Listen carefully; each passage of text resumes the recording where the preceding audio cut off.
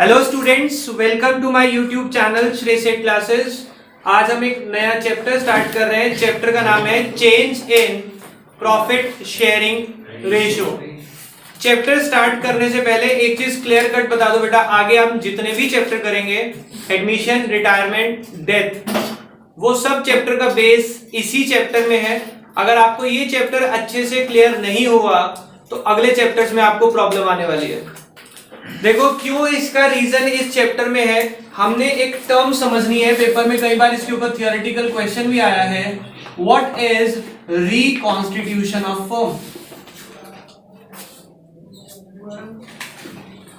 Reconstitution का मतलब क्या होता है बेटा? पार्टनरशिप को दोबारा से बनाना। मतलब क्या पार्टनरशिप ब्रेक होगी? नहीं। डीड खत्म होगी, नई डीड बनाई जाएगी। अब वो डीड खत्म होके नई डीड बनाने की रीजन कुछ भी हो सकते हैं। In total there are 5 reasons for reconstitution of firm. पहला रीजन क्या हो सकता है? Change in profit sharing ratio. ध्यान से सोचना बेटा, हम लोग पार्टनरशिप फर्म में पार्टनर हैं सब। हमारी रेशियो डिसाइडेड थी। कल से हमने डिसाइड किया कि हम रेशियो चेंज करना चाहते हैं। क्या उसके लिए दोबारा से एग्रीमेंट करना पड़ेगा या नहीं? क्योंकि पार्टनरशिप का एक मेन कंपोनेंट होता है प्रॉफिट शेयरिंग रेशियो, जिसके ऊपर सबसे ज्यादा डिस्प्यूट्स अराइज हो सकते हैं। तो इसीलिए जब मैं प्रॉफिट शेयरिंग रेशियो बदल रहा हूं तो मुझे डीड दोबारा से बनानी पड़ेगी। तो पहला रीजन रिकॉन्स्टिट्यूट करने का। दूसरा reason admission of a partner. अगर कोई नया पार्टनर आ रहा है तो बताओ क्या डीड दोबारा से बनानी पड़ेगी? यस। पहले प्रॉफिट 2 लोगों में बट रहा होगा, अब 3 में या 4 में डिस्ट्रीब्यूट होगा, तो फिर से हमें डीड दोबारा बनानी पड़ेगी। Retirement of a partner. कोई पार्टनर छोड़ के जा रहा है फर्म को, तब भी आपकी डीड बनेगी। Death of a partner. अब आप खुद सोचे, जब ये सब काम हो रहा है क्या हमें डीड दोबारा बनानी है?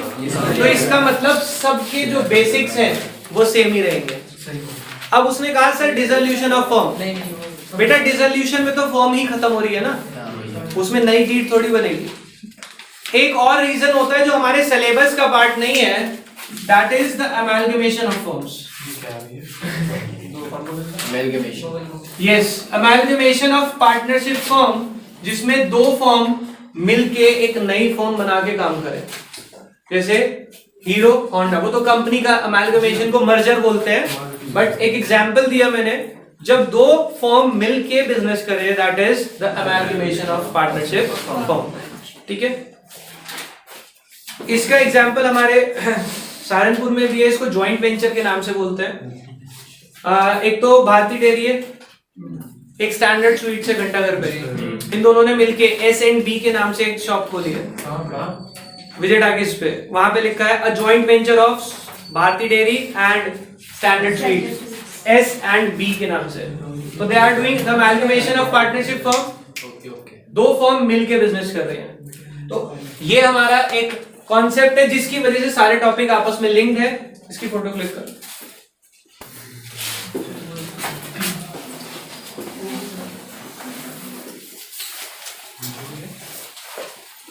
अब इसमें जो सबसे पहला प्रैक्टिकल टॉपिक हमें समझना है, that is the sacrificing ratio.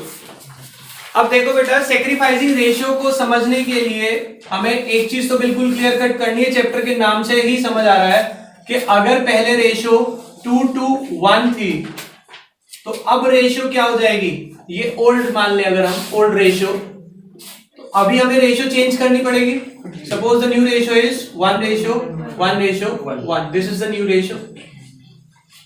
जब रेशियो चेंज होती है, यही चैप्टर का नाम है, पहले तो ये समझ, change in profit sharing ratio. Ratio old कुछ और थी, नहीं कुछ और है।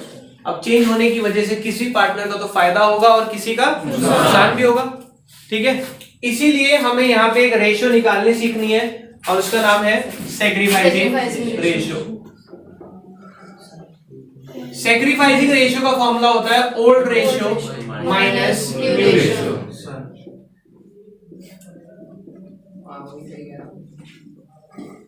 बेटा एग्जाम में ये कंफ्यूजन आता है, इसीलिए उसने बोला कि जब आप लेंथी क्वेश्चन करते हैं एडमिशन, रिटायरमेंट, डेथ के, तो आपको सेक्रीफाइस या गेनिंग रेशियो निकालनी होती है। गेनिंग रेशियो का फॉर्मूला इससे बिल्कुल ऑपोजिट है, अब उसको दिमाग में रखने के लिए इसकी शॉर्ट फॉर्म मैंने ही बनवाई थी आप लोगों को कि आप इसमें याद रखना कि आप अपने फादर साहब के क्या है, son, means sacrifice is equal to old minus new.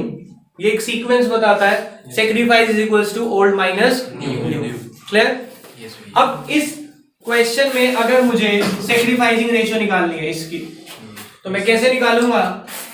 आप नाम लिखेंगे पहले ए, बी और सी, तीनों का नाम लिख लें। ओल्ड रेशियो कितनी है? 2/5, 2/5, 1/5, तीनों की ओल्ड आ गई, माइनस माइनस माइनस 1/3, 1/3, 1/3। इसके बाद हम एलसीएम लेंगे। कोई बच्चा बोलेगा नहीं, मैं आपको क्लियर कट समझा रहा हूं। जो बच्चे एलसीएम लेने में प्रॉब्लम आती है, जिनको, कुछ बच्चे होते हैं कॉमर्स में विदाउट मैथ्स, तो कहते हैं सर मेरे से मैथ्स नहीं होती, तो उसका शॉर्टकट बता रहा हूं, मल्टीप्लाई द डिनोमिनेटर्स, डिनोमिनेटर्स को आपस में मल्टीप्लाई कर दो और फिर इन्हें क्रॉस मल्टीप्लाई करके बीच में माइनस कर देना। 3 to the 6 minus 5, 1/15, 15, 6 minus 5, 1/15, 15, 3 minus 5, minus 2/15।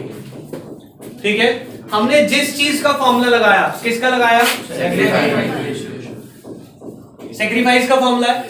जो प्लस में आ रहे हैं वो तो सेक्रीफाइस करेंगे क्योंकि सेक्रीफाइस का फॉर्मूला है, और जो माइनस है वो सेक्रीफाइस से उल्टा क्या होता है? तो वो सब कर जाएंगे गेन। समझ आ गई बात?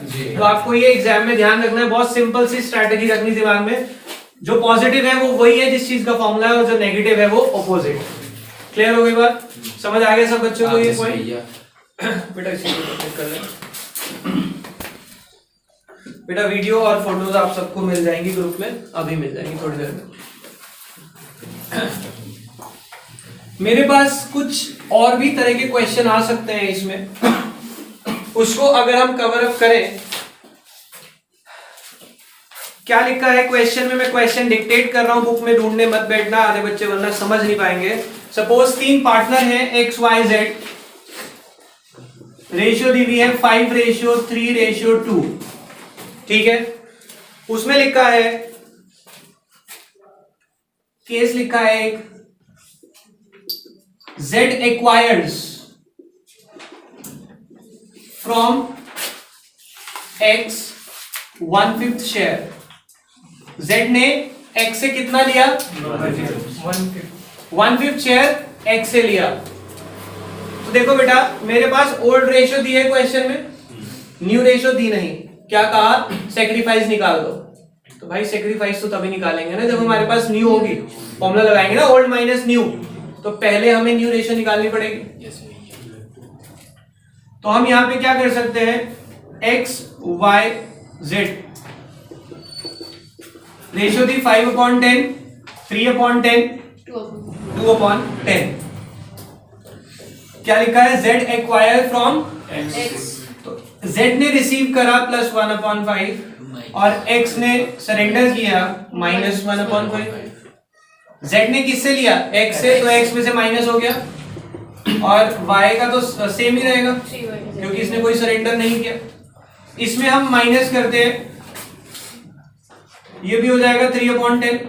अच्छा, अगर किसी बच्चे को प्रॉब्लम है, देखो एलसीएम तो सेम आ रहा है 10, 5 - 2, it comes out to be 3/10। इसका एलसीएम लिया 10, 2 + 2, 4/10। तो रेशियो क्या आ गई? 3/10, 3/10, 4/10। तो new profit sharing ratio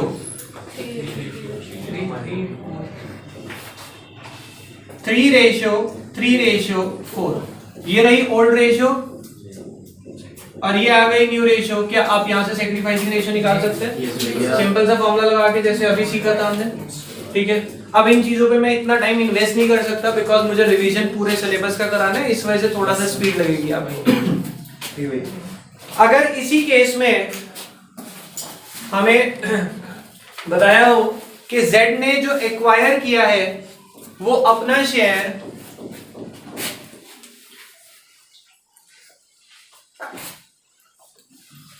Z acquire 1/5 share from X and Y equally. Acquire 1/5 from X and Y equally. X और Y से इक्वली लिया कितना 1/5. तो देखो हम क्या लिखेंगे पहले Z acquire from X. X से कितना लिया 1/5 का हाफ कैसे आया सर? दो जनों ने इक्वली, यानी कि आधा इसने दिया होगा और आधा इसने दिया होगा, तो हाफ कर दिया. टोटल 1/5 देना है, उसका हाफ x देगा और उसका हाफ y देगा. Z acquire from y 1/5 का half 1/10 1/10. Therefore x new share, x का न्यू शेयर कितना हो जाएगा? पहले कितना था 5/10 माइनस 1/10 4/10. y's न्यू शेयर 3/10 था माइनस 1/10 2/10. z's न्यू शेयर पहले 2/10 था plus 1/10 plus 1/10 4/10. The ratio is 4:2:4. ये मेरी न्यू रेशियो आ गई, ये रही ओल्ड. यहां से आप सैक्रिफाइसिंग रेशियो निकाल सकते हैं, कोई प्रॉब्लम नहीं. बस जब मैं न्यू रेशियो निकालूं बेटा, एक चीज क्लियर कट रखना, जब किसी भी पार्टनर का न्यू शेयर निकलेगा उन सबका डिनोमिनेटर सेम होना चाहिए, वरना आपको डिनोमिनेटर सेम करके फिर रेशियो जनरेट करनी है. मान लो इसका आ रहा होता 2/5, तो डिनोमिनेटर को 10 बनाने के लिए मुझे 2 से मल्टीप्लाई करना पड़ता, तो दोनों जगह 2 से मल्टीप्लाई करता. आगे ऐसा क्वेश्चन आएगा तो मैं आपको सॉल्व करा दूंगा एक. नेक्स्ट, इसमें और तो कोई टाइप के क्वेश्चन नहीं है. हमारा change in profit sharing ratio का जो बेसिक फॉर्मूला था सैक्रिफाइसिंग रेशियो का, वो खत्म हो गया. अब हम नए टॉपिक की तरफ मूव कर रहे हैं, that is the goodwill. Yes,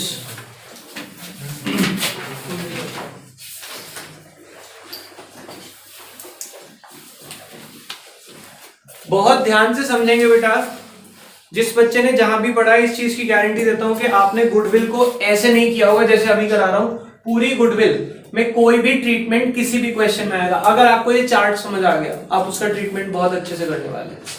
goodwill हमारे सारे सब्जेक्ट चैप्टर्स में मिला के दो ही तरह की होगी. एक तो goodwill appearing in books of account, या फिर इसी को वो क्या करते हैं क्वेश्चन में बैलेंस शीट में एसेट साइड लिख देते हैं गुडविल. ध्यान से समझना, goodwill appearing in the books of account, suppose दी हुई है 60,000 या बैलेंस शीट में एसेट साइड दिया हुआ है 60,000. इन दोनों बातों का ट्रीटमेंट एक ही होगा. इन दोनों बातों का मतलब ही एक है. बुक्स का मतलब बुक्स ऑफ अकाउंट, और बुक्स ऑफ अकाउंट क्या होते हैं? ट्रेडिंग, पीएनएल और बैलेंस शीट. तो गुडविल बैलेंस शीट में आती है ना, तो वही तो बात हो गई. या तो ये लाइन लिख के दे दे या फिर बैलेंस शीट में एसेट साइड दे दे, दोनों बातों का मतलब एक ही है. ठीक है, अब आप ध्यान से समझेंगे बेटा. अगर आपके पास ए बी सी 3 पार्टनर है, जैसे अभी हमने एक क्वेश्चन सॉल्व किया, रेशियो थी 2:1, न्यू रेशियो आ गई इक्वल. ध्यान से सोचना बेटा, गुडविल का मतलब क्या होता है आप सब जानते हैं, हमने अभी चैप्टर खत्म किया, रेपुटेशन. जो गुडविल, जो रेपुटेशन पार्टनर्स ने बनाई है, वो अभी तक ए बी सी ने किस रेशियो में बनाई होगी? उन्होंने मेहनत करी होगी 2:1 में. तो जो रेपुटेशन का पैसा बैलेंस शीट में पड़ा है, ये ए बी सी को मिलना चाहिए या नहीं मिलना चाहिए? किस रेशियो में? क्यों मिलना चाहिए? ओल्ड रेशियो में. ध्यान से समझना, अगर मैंने न्यू रेशियो में बांट दिया तो किसी पार्टनर की गुडविल उसको ज्यादा मिल जाएगी और किसी को कम मिल जाएगी. जबकि मेहनत उन्होंने इस रेशियो में करी है, तो उन्हें गुडविल ओल्ड रेशियो में ही मिलनी चाहिए. ठीक है, कल से रेशियो बदल रही है, प्रॉफिट शेयरिंग रेशियो बदल रही है, तो हम क्या करेंगे, पहले जो पुरानी गुडविल अपीयर कर रही है उसको राइट ऑफ कर देंगे among old partners in old ratio. अब बेटा ध्यान से समझेंगे, आप गुडविल पार्टनर्स में डिस्ट्रीब्यूट करना चाहते हैं। गुडविल एक एसेट है, एसेट डेबिट होता है, डेबिट वाली चीज को खत्म करना चाहते हैं तो वो क्या हो जाएगी क्रेडिट, और क्या हो जाएंगे पार्टनर्स डेबिट हो जाएंगे। तो एंट्री क्या बनेगी, is capital account debit, B is capital account debit, C is capital account debit to goodwill. तो मैंने गुडविल को क्या करा यहाँ पे, मैंने गुडविल को कर दिया राइट ऑफ। राइट ऑफ क्यों करा, क्योंकि रेशियो बदल रही है, रेशियो बदलने के बाद किसी का फायदा होने वाला है, किसी का नुकसान। तो पुरानी गुडविल जो मेहनत पुरानी करी हुई है उसको पुराने पार्टनर में पुरानी रेशियो में डिस्ट्रीब्यूट कर दिया। तो मैंने यहां लिख दिया old ratio. Old ratio was 2:1, उसमें अगर मैं डिस्ट्रीब्यूट करूं, गुडविल टोटल 60,000 की थी, 24 और 12। समझ आ गई बात, कोई प्रॉब्लम?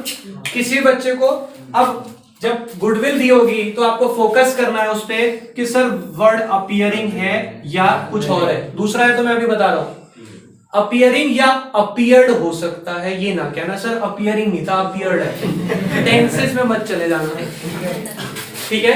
तो अपीयरिंग वर्ड पे फोकस करेंगे, और अगर अपीयरिंग है you have to write off the goodwill, ठीक है? इस चार्ट को लिखने का टाइम दूंगा, ये इंपॉर्टेंट है तो इसे बीच में मत लिखिए।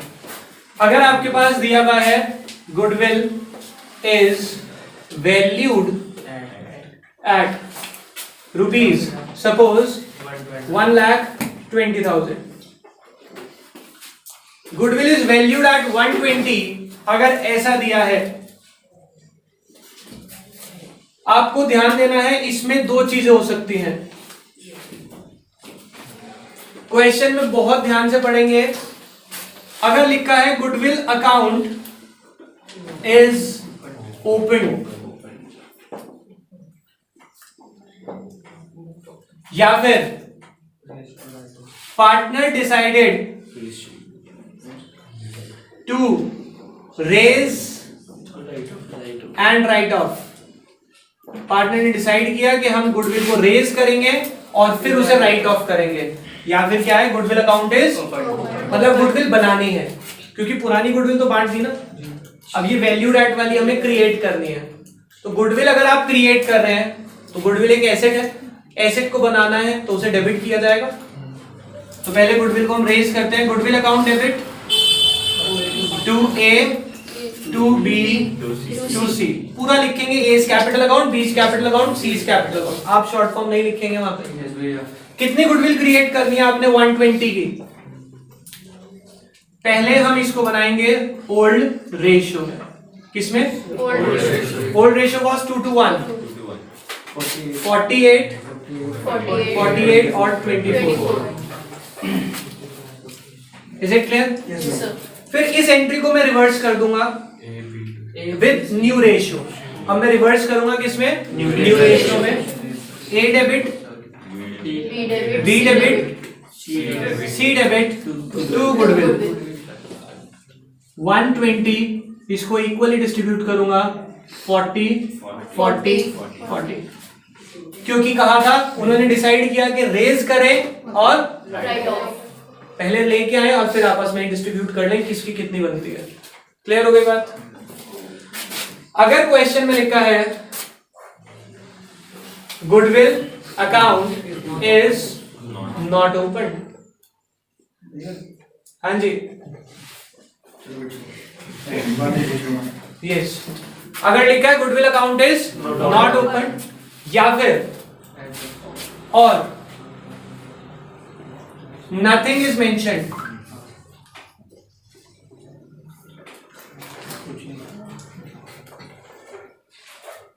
अब बेटा इस चीज को बिल्कुल क्लियर कर रखना, क्योंकि बेवकूफ बच्चे ही सिखाते हैं मुझे।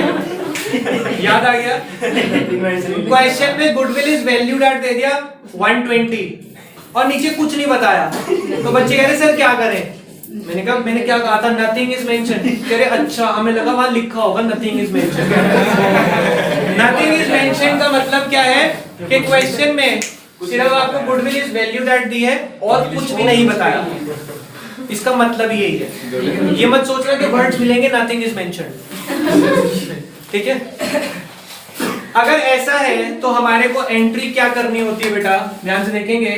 Gaining partner capital account debit to sacrificing partner capital account. ज्यादातर आपके पास ये वाली एंट्री आती है, वो गुडविल इज वैल्यूड एट दे देंगे और नीचे कुछ नहीं बताएंगे। तो आप क्या करेंगे, गेनिंग टू सेक्रीफाइस। अब ये गेनिंग टू सेक्रीफाइस डिस्ट्रीब्यूट कैसे करना है वो मैं आपको समझा देता हूं बेटा। हमने क्वेश्चन में ली थी ओल्ड रेशियो 2/5, 2/5, 1/5।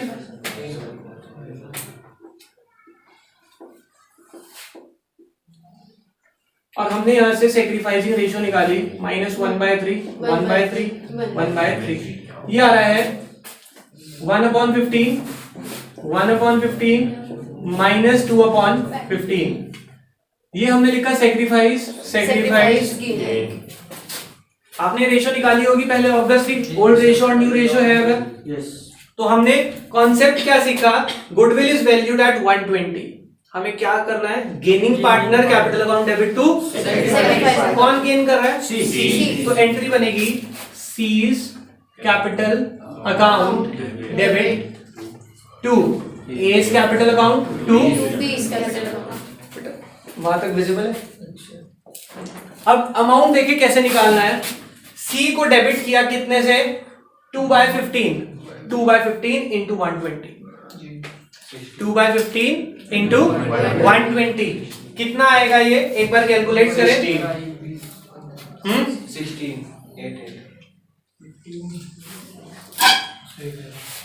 16,000, 8,000, 8,000। अब ये 8 कैसे आया, 1/15 इंटू 120, 1/15 इंटू 120। समझ आ गई बात। जो उनका शेयर था उसको गुडविल की वैल्यू से मल्टीप्लाई कर दिया और अमाउंट प्लेस हो गया। Is it clear? समझ आ गया सबको?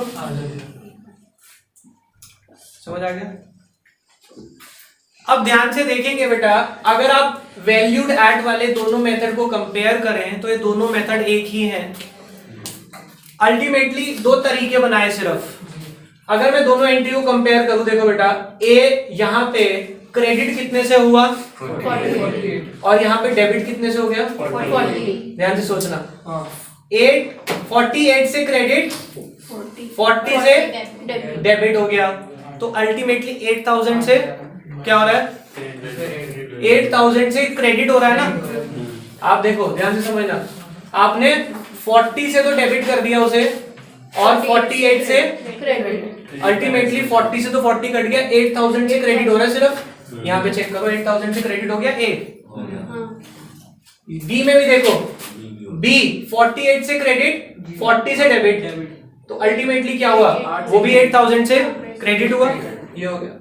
सी को चेक करो, सी क्रेडिट हुआ कितने से 24 और डेबिट हो गया 40, यानी कि 16 से डेबिट हो गया ना एक्स्ट्रा, ये आ गया। तो अल्टीमेटली वो दो मेथड को कंपेयर किया हुआ है और कुछ नहीं। वहां पे ओल्ड और न्यू अलग अलग करा दिया। ये जो एंट्री मैंने किस रेशियो में बांटी थी, न्यू। ये ओल्ड और न्यू अलग अलग कर दिया, वहां ओल्ड और न्यू का डिफरेंस निकाल के कर दिया। ये तो मैथमेटिकल कैलकुलेशन में घुमाना चाह रहे हैं, समझ लो बात को। दो एंट्री कर दी ओल्ड न्यू, वहां ओल्ड माइनस न्यू करके करा, तो सेम ही आना चाहिए ना answer. That is it. Goodwill का इससे ज्यादा कोई ट्रीटमेंट नहीं होता। चाहे आप कोई भी चैप्टर करें, थोड़े से चेंजेस आएंगे जो हम step by step her class में सीखते जाएंगे। अभी के लिए फिलहाल इतना ही, मिलते हैं नेक्स्ट क्लास में। Bye bye.